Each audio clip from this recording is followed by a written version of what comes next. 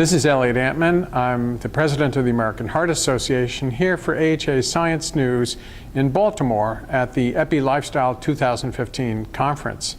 I'm so honored and thrilled to be here, and I'm particularly excited about the opening plenary session, and not unexpectedly, the two councils that have sponsored this meeting, Epidemiology and Prevention and Lifestyle and Cardiometabolic Health, putting together this wonderful program, have a spectacular opening plenary session. Interesting title here, Cardiovascular Disease Epidemiology. Is there an app for that? We'll hear some very interesting presentations on electronic data sciences and epidemiology and lifestyle research from Dr. Lauer at the NHLBI. Then we'll be hearing from Dr. Volpp from the University of Pennsylvania on digital devices, behavioral economics and health improvement. And the final speaker will be Dr. Lesley Curtiss from Duke, talking about bridging traditional and novel methods for data collection and analysis. This is extremely important for the American Heart Association.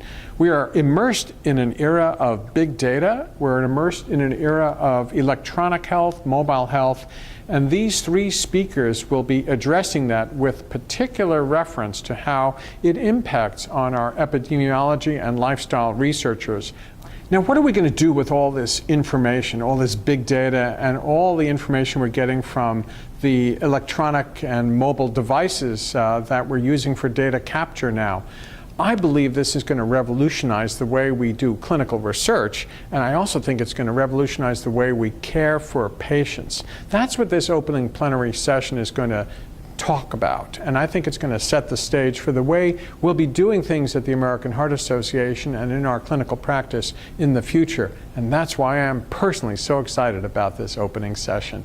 Good morning, I'm Mike Lauer. I'm from the National Heart, Lung, and Blood Institute, and maybe I'll start by telling you about how I got here today. I'm at a hotel in Baltimore that I've never been at before, and I was thinking, how am I going to get to a place that I don't know how to get to? And the answer was obvious.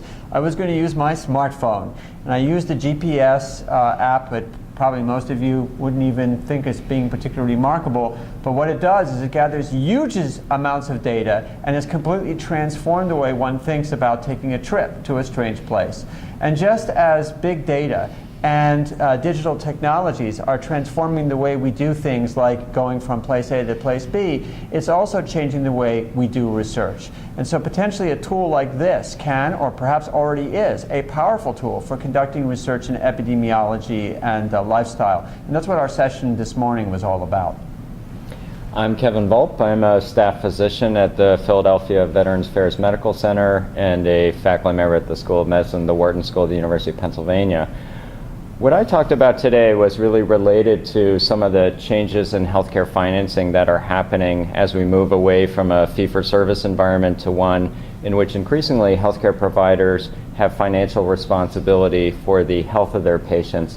And one of the big challenges we face is that even for patients who have a lot of chronic diseases, they only spend perhaps 3 hours a year in front of a provider. So there's 5,000 plus waking hours where they're going about their daily lives, and the provider community doesn't really know what they're doing, doesn't really have tools to influence them.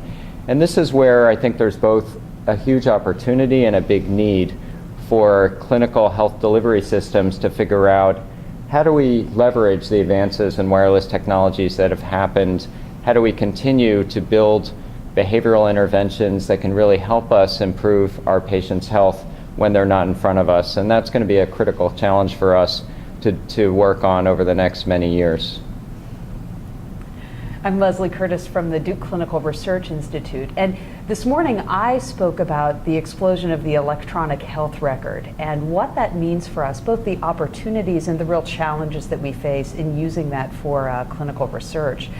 I spoke specifically about a couple of initiatives that are ongoing, national initiatives. One led by the FDA, funded by them, the Mini Sentinel initiative that uses real-time or near real-time data from about 18 different health plans across the country, representing over 160 million people, uses those data to answer questions about the safety of the products that they regulate. I also talked a little bit about the PCORnet initiative, that is PCORI's signature investment in a national clinical research network. Similar to the Sentinel initiative, in some ways, the PCORnet actually uses data directly from the electronic health record. Again, the goal is to stand up a platform, if you will, a platform that can facilitate both observational research and interventional research. And in both cases, a really unique feature of these networks is that the data included in the network, they sit behind the institutional firewalls. That is, they don't leave, patient level data don't leave the organizations and come to a central repository. Rather, questions go to the data, not the data coming centrally. So, Lesley and Kevin, one of the criticisms we often hear from traditional epidemiologists and traditional researchers is, how can you possibly use data that's purposed for clinical care or purposed for telephones for research? Isn't it bad data? Yeah, we do hear that a lot. It's an important question. And I think that this concept of fit for purpose is a really important one to keep in mind. I think we could probably identify the kinds of data that we would actually trust coming directly from clinical care. We could also identify data that we might be suspect of. Maybe to give an example, I think about problem lists, right? Mm-hmm. So in your institution, how well curated are problem lists? Or to what extent are they just kind of copied forward from time to time? We might be a little bit suspicious of the usability of those data for clinical research, but then other kinds of data, lab data, other kinds of data, we might say, I believe that. I think that's a good representation. Yeah, and I think you highlight the interesting tension between the fact that there's a lot of data and we need to make sense of it, but there's an enormous opportunity to get data on what's actually happening in the real world. Mm-hmm. And we have to figure out, how do we use machine learning principles and abstract away from the types of errors people make as humans, to really figure out what are the patterns in the data, what's meaningful, how can we use that to improve the health of our population.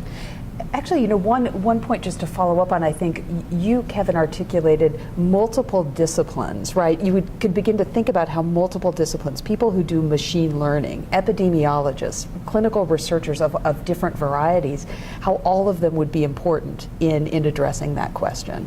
Yeah, it's really interesting. I heard a great definition of a data scientist. A data scientist is someone who knows more statistics than a computer scientist and more computer science than a statistician. And I think that was one of the points that came out in the session this morning, which is that we're bringing in people from other disciplines who traditionally have not been involved in biomedical research. Yeah, no, I think that's a critical point. And ideally, it's a combination of computer scientists, statisticians, clinicians, epidemiologists, behavioral scientists, economists, so that we can all make sense of the world we live in by taking advantage of these data resources that exist. Mm-hmm. This is an unbelievable opportunity to be extraordinarily creative. Rob Califf, who just started at the FDA, talks about the need to be able to do trials involving 10 times as many people at 1/10 the cost. And perhaps one of the potentially exciting aspects of all this is that, in addition to learning a lot, we can learn how to use technologies and use new incentives and organizational structures to enable us to do even more research than we've ever done before, and be able to do it extraordinarily quickly and efficiently. And that's something which is very good for all of us. You'll be hearing lots more from AHA Science News at the Epi Lifestyle Conference here in Baltimore.